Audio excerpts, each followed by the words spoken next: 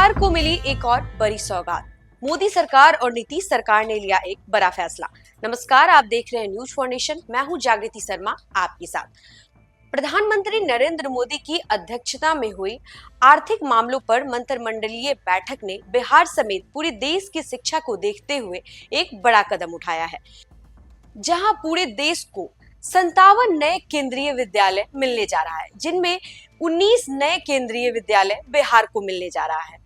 मोदी सरकार का यह कदम शिक्षा के क्षेत्र में ऐतिहासिक माना जा रहा है, साथ ही राजनीतिक दृष्टिकोण से यह अहम कदम माना जा रहा है। बिहार में नए केंद्रीय विद्यालय जिन जिलों में खुलने जा रहे हैं, उनमें मधुबनी, दरभंगा, सीतामढ़ी, कटिहार, मधेपुरा, भागलपुर, मुंगेर और बोधगया प्रमुख रूप से शामिल हैं। इन इलाकों में लंबे समय से गुणवत्तापूर्ण शिक्षा की कमी महसूस की जा रही थी। ग्रामीण और पिछड़े क्षेत्रों में उच्च स्तर की पढ़ाई के सीमित साधन रहे हैं, जिसके कारण छात्र छात्राओं को अक्सर बड़े शहरों या अन्य राज्यों की ओर रुख करना पड़ता था।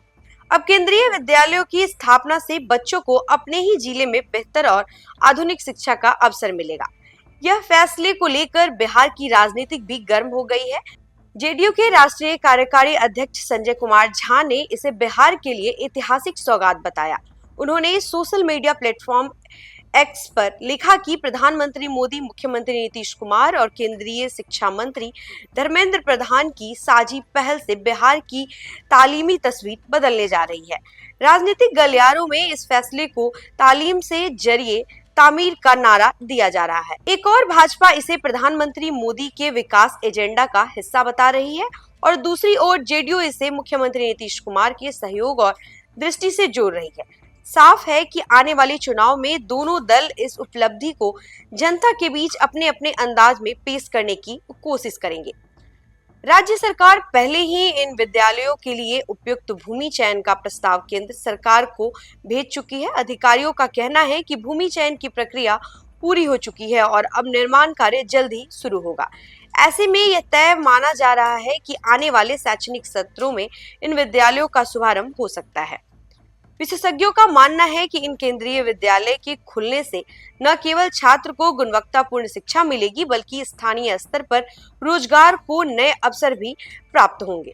विद्यालयों के संचालन के लिए शिक्षकों, प्रशासनिक कर्मचारियों और अन्य स्टाफ की जरूरत होगी। इसके अलावा इन इलाकों में शिक्षा के साथ साथ आर्थिक गतिविधियों में भी तेजी आने की उम्मीद है। हालांकि विपक्ष इस फैसले पर किस तरह प्रतिक्रिया देगा, यह देखना दिलचस्प होगा। शिक्षा को लेकर हमेशा से बिहार की राजनीतिक संवेदनशील रही है। ऐसे में विपक्ष इस पहल का श्रेय किसे जाता है, इस पर सवाल खड़े कर सकता है, लेकिन इनमें कोई संदेह नहीं है कि यह कदम बिहार में शिक्षा और रोजगार की दिशा में ठोस बदलाव की शुरुआत करेगा। फिलहाल इस खबर में बस इतना ही। ऐसे ही और खबरों के लिए बने रहे हमारे साथ, देखते रहे न्यूज फॉर नेशन। धन्यवाद।